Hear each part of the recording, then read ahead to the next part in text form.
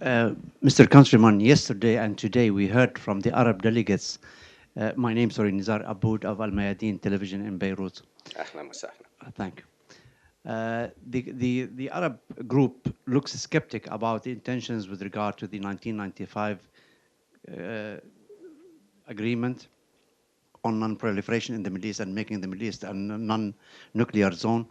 And also, they made like a threat yesterday that unless the conference on the Middle East is convened by the end of this year, they probably will not subscribe to next year's renovation of that agreement or resumption of the agreement.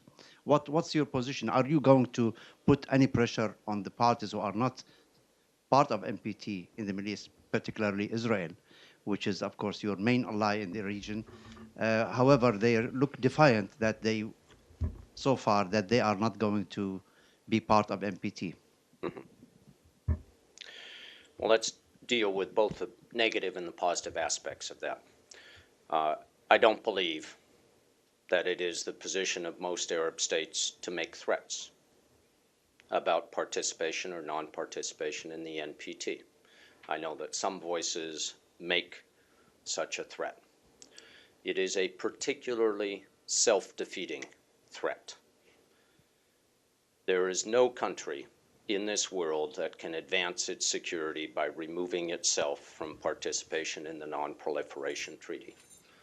And the vast majority of states, whether Arab, non-aligned, or other, recognize that fact. Let's look at the positive.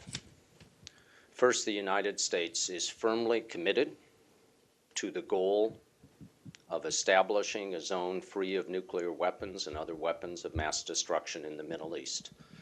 We have shared that commitment with the states of the region for more than 20 years. More specifically, we take seriously our assignment under the 2010 Action Plan to work towards convening a conference, not establishing the zone, but just having a meeting to begin discussing how to create a process for such a zone. We have the obligation not just to convene a conference, but to ensure that all states of the region believe that they can attend on a basis that meets their national requirements. Note that the 2010 Action Plan said must be attended by all states of the region.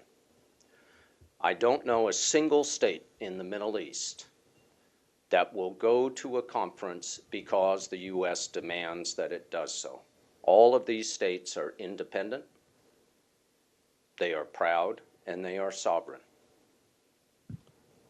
Like any other diplomatic process, this process must be owned not by the United States, United Kingdom, and Russian Federation as the conveners. It must be owned by the states of the region.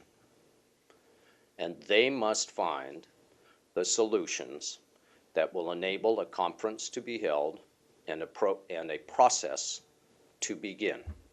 Here there has been encouraging news. For the first time in many years, 3 times in the last 6 months, representatives of Arab states and Israel have sat in the same room and had discussions about regional security issues and how to design a conference that all states would be ready to attend.